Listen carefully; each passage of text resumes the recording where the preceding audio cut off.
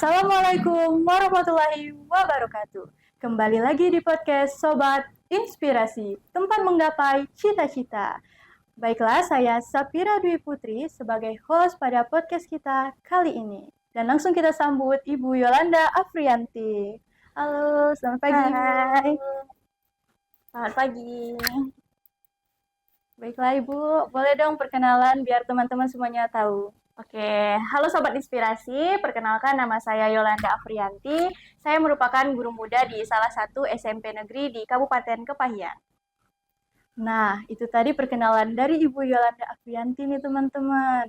Boleh dong Ibu cerita lebih dalam tentang SMP Negeri 2 Kepahyang. Oke, saya bertugas di SMP Negeri 2 Kepahyang.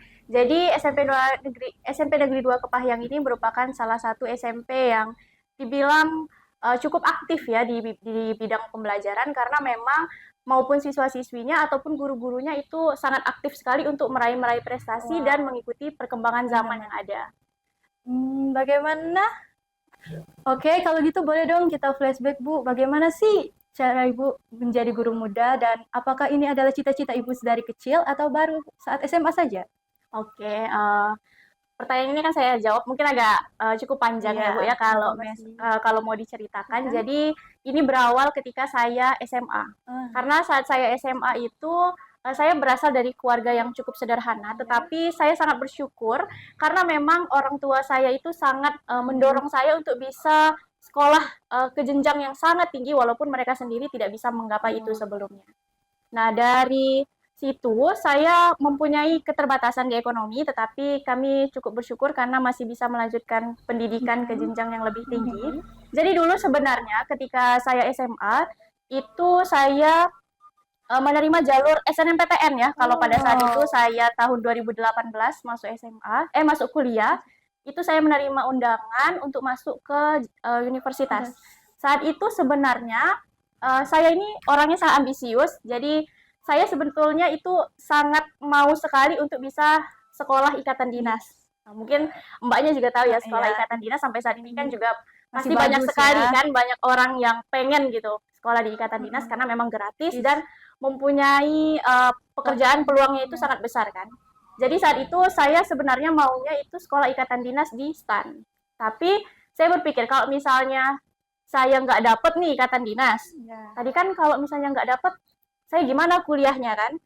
Sedangkan saya punya privilege, hitungannya kan privilege kan karena saya punya undangan SNMPTN. Jadi saat itu saya ambillah SNMPTN ini mengambil jurusan pendidikan kimia. Wah, emang suka pendidikan kimia atau gimana ini Bu? Sebetulnya saya itu dibilang suka, ya memang suka, tapi tidak terlalu berminat sebetulnya.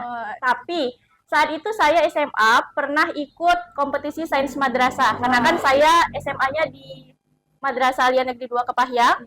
Kalau misalnya di SMA itu mungkin ada OSN ya. Nah, kalau di tingkat madrasah itu ada namanya KSM. Saya diikutkan guru saya di bidang kimia. Karena menurut guru saya ini punya talenta dan peluang di bidang kimia. Pada saat itu saya dibimbing, diberi peluang, diberi dorongan untuk bisa mengikuti lomba tersebut. Nah, sampai ketika lomba itu datang dan saya berusaha hingga akhirnya saya dapat juara 1 tingkat kabupaten. Dari situ kan berarti saya punya sertifikat nih di bidang kimia. Nah, kalau kita di SNMPTN itu kan sertifikat itu punya privilege yang sangat besar untuk menentukan peluang kita ini bisa lulus atau enggak kan. Jadi saat itu karena saya cuma punya sertifikat kimia, akhirnya saya putuskanlah saya ambil jurusan pendidikan kimia. Oh, jadi ini last choice ya namanya. Bukan last choice juga, bukan. Sebenarnya ini adalah dua pilihan yang kalau memang satu nggak dapet, yang satu masih ada, ya kan? Nah, akhirnya saya ambillah pendidikan kimia pada saat itu dan saya tetap mengikuti seleksi STAN tadi kan, sekolah ikatan dinas. Nah, namun sangat disayangkan nih karena mungkin belum rezekinya itu jadi belum dapat di ikatan dinasnya. Jadi alhamdulillah karena saya tadi ikut SNMPTN, pas pengumuman keluar saya diterima di pendidikan kimia. Jadi kan daripada saya nggak kuliah, menganggur 1 tahun kan, jadi saya ambillah peluang tadi karena saya lulus di pendidikan kimia di Universitas Bengkulu. Nah, ketika saya mengambil jurusan itu, saya udah kuliah tuh 1 tahun kan. di tahun 2019, artinya setelah 1 tahun itu kan buka lagi nih ikatan dinas. Ya, tes lagi dong. Tes lagi, saya tidak berhenti sampai di situ. Jadi saya tes lagi, tapi takdir berkata lain. Oh, tidak. Belum lulus juga. Akhirnya setelah 2 kali saya tes belum lulus juga. Saat itu mungkin adalah titik balik saya, karena saya sudah kuliah menuju ke semester 3. Kemudian saya berpikir mungkin itu bukan pilihan yang Tuhan takdirkan untuk saya. Tapi di jalan yang saya tempuh sekarang lah, itu mungkin takdir yang diberikan Tuhan. Jadi mulai saat itu saya mulai fokus untuk belajar, terus saya juga fokus untuk mengikuti lomba-lomba dan mencari beasiswa yang ada di dunia perkuliahan. Karena kan kita tahu nih, kalau misalnya saya tadi berlatar belakang dari keluarga yang sederhana, jadi saya tidak mau menyusahkan orang tua saya ketika berkuliah. Jadi saya terus belajar, sehingga saya pada saat itu alhamdulillahnya dapat beasiswa peningkatan prestasi akademik. Nah, dari situ saya dapat peningkatan prestasi akademik, dapat beasiswa, sampai akhirnya di semester-semester berikutnya saya tetap fokus berusaha agar saya ini bisa lulus tepat waktu dan bisa memperoleh cum laude. Alhamdulillahnya setelah saya mengikuti perkuliahan, saya bisa lulus dengan predikat cum laude. Wow, keren sekali ya teman-teman. Ya, alhamdulillah ya. Nah, jadi mulai dari situ saya setelah lulus S1 tuh saya berpikir, kalau misalnya pengen jadi guru, kayaknya kalau misalnya honor di sekolah gitu kan, karena banyak honor-honor di sekolah kayaknya memiliki peluang yang kecil, karena pada saat saya tamat kuliah itu kabarnya honor tidak ada lagi kan, tidak ada pangkatan honor lagi. Jadi saya putuskan nih, awalnya saya pengen S2 lagi, karena saya pikir, oh kalau nggak jadi guru, jadi dosen bisa kali ya, gitu kan. Jadi dosen bisa kali ya. Akhirnya setelah diputuskan, oh kayaknya ikut S2 aja nih. Udah daftar nih S2, udah keterima di Universitas Pendidikan Indonesia di Bandung kan, udah keterima tuh. Tapi mendekati hari pendaftaran ulang itu ada program pendidikan profesi guru dari Kemendikbud khusus PPG Prajabatan atau fresh graduate kan pada saat itu. Terus saya berpikir lagi nih, kayaknya kalau S2 kan butuh biaya lagi kan. Sedangkan saat itu mulai cari beasiswa belum ada yang ke-approve nih. Jadi saya pikir lagi, kayaknya kalau ikut PPG ini kan dibeasiswakan oleh pemerintah nih. Dan kayaknya punya peluang yang cukup besar untuk pekerjaan saya ke depannya nanti. Akhirnya saya ikut daftar PPG dengan, itu kan banyak ya Mbak saingannya kan, karena se-Indonesia, seluruh Indonesia kan. Rata-rata semua guru-guru muda yang sekarang yang tamat PPG itu pasti sangat berjuang sekali, anak struggle banget untuk bisa dapat privilege bisa lolos PPG tadi. Jadi setelah saya ikut, alhamdulillah saya lulus juga di PPG. Jadi saya harus putuskan nih, saya harus S2 di UPI atau PPG di UNIP. Nah, setelah saya putuskan, akhirnya saya lihat kayaknya yang bakal mempunyai peluang lebih besar supaya saya bisa bekerja, supaya tidak selalu merepotkan orang tua, itu PPG. Akhirnya saya lulus PPG, ikut PPG dulu selama setahun. Setelah lulus PPG, barulah saya ikut P3K. Akhirnya ada peluang P3K, ambil P3K. Tapi saya kan bidangnya kimia nih. Sangat disayangkan sekali, itu formasi kimia yang buka itu sangat sedikit. Dan sedangkan pesaingnya banyak kan. Sedangkan kita kalau mau kerja, kita cari peluang yang memungkinkan kita bisa dapat pekerjaan itu kan. Jadi dari sana saya ambillah guru teknologi informasi komunikasi, TIK ya, guru TIK, betul banget Mbak. Jadi kan saya ambil karena linear dengan bidang saya, dan ambil juga di Kepahyang. Supaya mikirnya tadi kan, kalau di Kepahyang nggak perlu ngekos, berarti udah nggak ngekos nih. Hemat biaya. Terus juga makannya karena masih single kan, masih tinggal sama orang tua, jadi masih sama orang tua. Alhamdulillah lulus. Setelah lulus saya ditempatkan di SMP Negeri 2 Kepahyang. Wow, hebat sekali ya teman-teman, motivasi dan cerita dari Ibu Ola ini. Selanjutnya kita kembali lagi nih di masa sekarang. Gimana sih pesan dan kesan Bu Ola selama mengajar di SMP 2?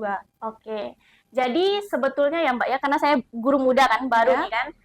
Sebenarnya ketika saya mulai mengajar, karena kan kalau di dunia perkuliahan itu juga ada ya, namanya itu kalau nggak salah itu kita magang kayak gitu kan di beberapa sekolah, tapi kan dalam kurun waktu yang singkat. Sedangkan kalau jadi guru berarti saya harus sudah siap mental dan fisik kan untuk bisa menghadapi berbagai macam karakteristik dari siswa-siswi saya.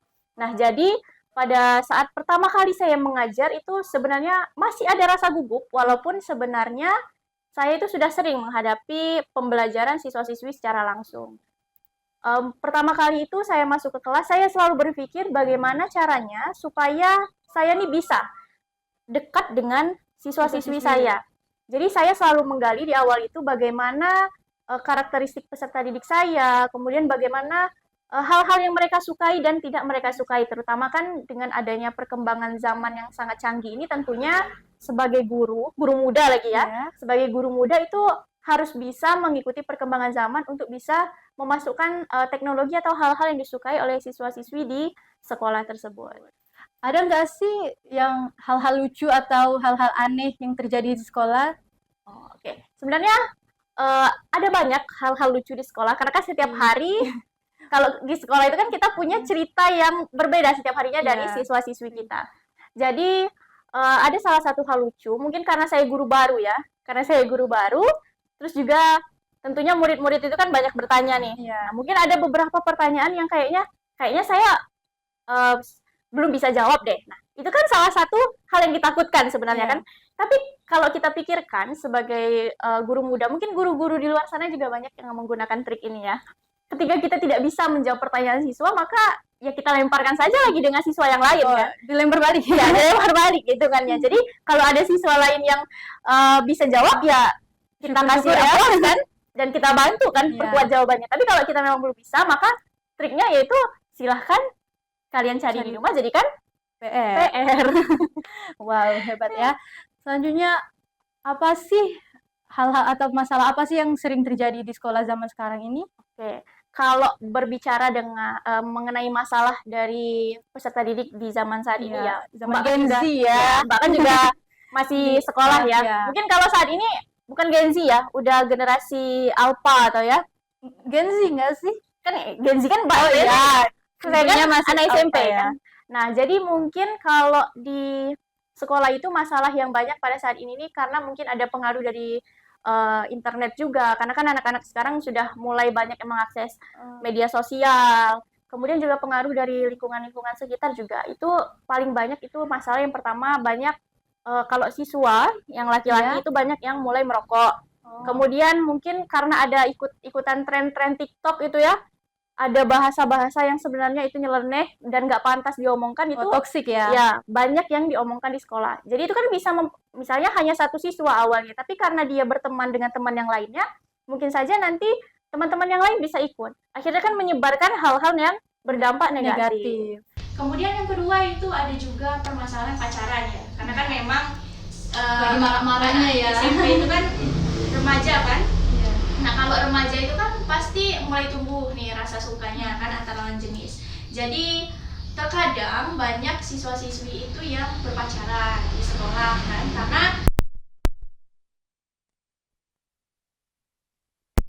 mempengaruhi kualitas pembelajaran di sekolah dan fokus mereka itu sendiri kan. Ya, jadi terpisah ya. Ya, jadi fokusnya terpisah. Yang awalnya mungkin sebelum pacaran dia fokus memperhatikan guru, tetapi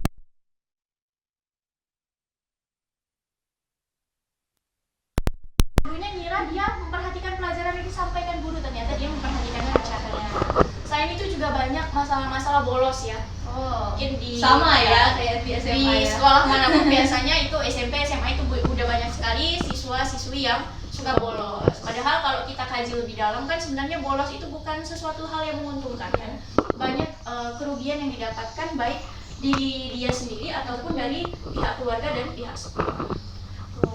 Gimana sih cara sekolah ibu nih terutama ya mengatasi masalah-masalah itu tadi? Nah, jadi kalau di sekolah saya itu ya untuk mengatasi hal-hal permasalahan yang banyak tadi ya, itu terutama kita harus berpikir bagaimana cara kita mendekatkan diri dengan murid itu. Karena kan kalau misalnya kita mau menyelesaikan masalah, kalau kita langsung marah-marah, otomatis si pelakunya itu kan merasa tertekan dan nggak mau kan dia bercerita banyak hal mengenai masalah yang ia alami. Jadi kita harus bisa mendekatkan diri dulu dengan orang yang bersangkutan. Kita cari tahu, kita ajak bicara dulu awalnya. Kita ajak bicara dengan lembut. Nanti kan mereka lama-lama terbuka sendiri tuh apa saja hal-hal yang mereka lakukan. Setelah kita sudah cerita, sudah kita dekatkan, kita sudah dapat nih, oh ternyata benang merahnya dari permasalahan ini nih misalnya. Berarti yang harus kita lakukan, kita harus bisa memecahkan kan permasalahan itu tadi. Mungkin salah satunya kita bisa memanggil orang tuanya. Sudah dipanggil orang tuanya, kita ajak kerjasama dengan orang tuanya. Bagaimana perilakunya di rumah, bagaimana perilakunya di sekolah, guru sampaikan. Karena kan biasanya banyak sih anak-anak yang kepribadiannya di rumah dan di sekolah itu berbeda, kan? Jadi dari sana kita harus bisa nih membangun kerjasama baik dari guru, pihak sekolah dan orang tua. Jadi supaya bisa membimbing anak itu untuk tidak melakukan hal-hal negatif lagi dan bisa berubah menjadi lebih baik. Nah, kalau di SMA ini kan boleh kan membawa handphone atau alat-alat elektronik lainnya. Kalau di SMP boleh nggak sih, Bu? Nah, kalau di SMP tempat saya bertugas itu murid-muridnya tidak boleh membawa HP. Jadi ada banyak alasan kenapa di sekolah saya itu murid-muridnya tidak boleh bawa HP, karena yang pertama itu takut adanya pengaruh kan, karena bisa mempengaruhi fokus belajar. Karena mungkin kalau bawa HP, guru lagi menerangkan, dia sibuk main HP, sibuk chattingan dengan orang lain. Kemudian yang kedua, dikhawatirkan mereka membuka situs-situs yang seharusnya bukan untuk ditonton oleh mereka. Terus juga bisa juga mereka merekam atau memfoto teman-teman yang tidak dalam keadaan pantas untuk difoto, Aib, seperti ya. itu kan, yang seperti aib-aib Iya, itu iya. nanti disebarluaskan kan, bisa mencemarkan nama baik itu. orang. Nah, jadi dari adanya aturan tidak boleh bawa HP untuk siswa-siswi itu sebenarnya punya dua sisi ya, ada sisi positif dan sisi negatifnya. Sisi negatifnya ya pembelajaran yang seharusnya itu bisa dikaitkan dengan teknologi karena adanya keterbatasan kan, berarti setiap siswa itu tidak mempunyai akses ke teknologi karena nggak boleh bawa HP. Sedangkan sisi positifnya tadi seperti yang sudah saya jelaskan tadi. Jadi sebagai guru saya harus berpikir nih, ini kan anak-anak nggak ada nih yang bawa HP. Berarti saya harus mikir gimana pembelajaran ini tetap bisa dilakukan dengan mengaitkan teknologi. Nah, salah satunya mungkin bisa menggunakan fasilitas yang ada di sekolah. Lab ya. Bisa pakai lab komputer atau pakai proyektor infocus yang ada di kelas kan, dibawa ke kelas. Jadi karena saya guru TIK nih, saya harus bisa membuat siswa-siswi saya ini bisa mahir kan dalam menggunakan teknologi. Jadi biasanya dalam pembelajaran itu selalu saya kaitkan penggunaan teknologi. Jadi mereka sudah belajar di kelas, nanti ada prakteknya menggunakan lab komputer. Kemudian selain itu untuk bisa mengimbangi nih perkembangan zaman yang ada, kayak baru-baru ini ada film Squid Game. Nah, mungkin banyak juga nonton ya. Film Squid Game itu kan sangat populer ya di masa-masa sekarang ini, baru-baru ini. Jadi sebagai guru harus mikir nih, kayaknya anak-anak ini lagi booming-boomingnya membicarakan film Squid Game. Jadi kayak mana ya supaya mereka nih merasa senang mengikuti pembelajaran. Jadi sebagai guru muda tentunya saya harus bisa berinovasi. Akhirnya kemarin salah satu pembelajaran saya gunakan permainan-permainan yang ada di Squid Game. Dikaitkan dengan pembelajaran, kayak misalnya diadakan kuis pakai yang lampu merah, lampu hijau itu, ya kan. Jadi kalau bergerak nanti dapat soal, mereka kerjakan soal. Jadi seperti itu kan mereka merasa lebih senang dan lebih aktif dan lebih dekat dengan masalah-masalah yang sedang booming saat ini. Nah, kan tadi Ibu cerita ya kalau sebenarnya Ibu ini kuliahnya mengambil jurusan pendidikan kimia, tapi mengajarnya di TIK. Apa sih challenging-nya? Nah, challenge-nya mungkin karena saya sebetulnya di bidang kimia, kemudian mengambil TIK itu yang pastinya saya harus mempelajari materi-materi TIK itu kan dari dasar kan. Kalau saya mengajar kimia kan saya sudah dapat nih dasarnya di perkuliahan. Saya harus belajar lagi dari dasar. Jadi ada perkataannya kalau misalnya guru itu sebenarnya hanya pintar 1 hari dari murid. Kenapa seperti itu? Karena misalnya besok mengajar, saya tahu nih saya mengajar materi ini. Oh berarti mulai dari hari ini saya harus mempersiapkan apa yang ingin saya sampaikan kepada murid-murid saya, kemudian bagaimana cara saya menyampaikannya, kemudian dimasukkan juga bagaimana karakteristik murid-murid saya supaya saya bisa memahami bagaimana pembelajaran yang mereka senangi. Selanjutnya, bagaimana sih tips and trik Ibu mengajar biar murid-murid itu bisa aktif?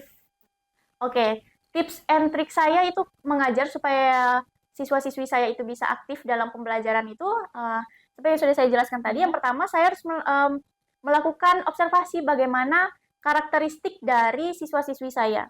Saya sudah tahu nih karakteristik siswa-siswi saya ini, misalnya ada anak yang dia aktif bergerak, ya kan? Ada anak yang suka mendengar saja, ada anak yang suka melihat visual, ya kan? Membaca, kemudian menonton video, gitu kan? Jadi di dalam pembelajaran itu saya sediakan semua bahan-bahan pembelajaran atau alat pembelajaran medianya itu menggunakan hal-hal yang mereka senangi. Misalnya ketika di dalam laboratorium, ketika melakukan praktek, misalnya sebelum melakukan praktek, misalnya ada praktek mengenai materi Microsoft Word. Ya. Sebelum mereka praktek, saya sajikan dulu video mengenai sejarah ataupun fitur-fitur yang menjelaskan mengenai Microsoft Word. Nah, otomatis kan siswa-siswi yang suka nonton itu kan melihat visual, jadi mereka nanti bisa memahami materi itu. Kemudian siswa-siswi yang mendengar, mereka bisa mendengarkan suara dari video yang ditampilkan. Dan yang praktek kan mereka ikut praktek nih, gerak kan jarinya gitu kan. Jadi dari situ kan mereka bisa merasa terfasilitasi semua nih bagaimana karakteristik dari pembelajaran mereka masing-masing. Nah, dari situ kalau mereka sudah senang dengan cara belajarnya, otomatis materi yang dipelajari itu bisa lebih cepat ditangkap. Wow, berguna sekali ya teman-teman tips and trik dari Ibu Yolanda ini. Nah, kan kalau di sekolah itu pasti ada ya murid-murid yang tidak mau menghargai gurunya. Bagaimana sih cara menanggapinya? Memang di sekolah saat ini ya, di zaman-zaman saat ini, karena adanya perkembangan zaman ini, banyak murid-murid yang terlihat terkadang tidak menghargai guru. Iya. Misalnya, dia hanya menghargai guru yang mengajar di kelasnya saja, sedangkan guru yang tidak mengajarnya cuek aja dia kan, lewat aja. Nah, mungkin salah satu cara yang bisa dilakukan yaitu mungkin bisa kita kasih arahan. Jadi dikasih arahan, itu kalau di sekolah kami biasanya hari Senin kan ada upacara, kemudian hari Jumat ada kegiatan rohis atau senam. Nah, kita bisa kasih arahan di sana bahwa siswa-siswi ini diharapkan untuk bisa menerapkan tegur sapa dan salam ya, jadi kepada setiap gurunya. Mungkin kalau misalnya yang awalnya siswa-siswinya itu males negur gurunya, kalau misalnya gurunya panggil, kita panggil kan, kita kasih tugas atau kita minta bantuan, nanti berikutnya kan mereka merasa lebih dekat, berarti mereka dibutuhkan nih, diakui di sekolah. Karena mereka, kalau mereka sudah merasa diakui di sekolah itu, jadi nanti mereka mau menegur, oh ibu ini lewat, tegur bu, sapa gitu kan, salam. Jadi sebagai siswa-siswi kita harus menghargai guru kita yang ada di sekolah. Baiklah Ibu Ola, terima kasih untuk podcast kita kali ini, Mbak. Dan sampai jumpa lagi, Bu Ola. Semoga sehat selalu ya. Semoga Mbak juga sehat selalu. Amin. Dadah.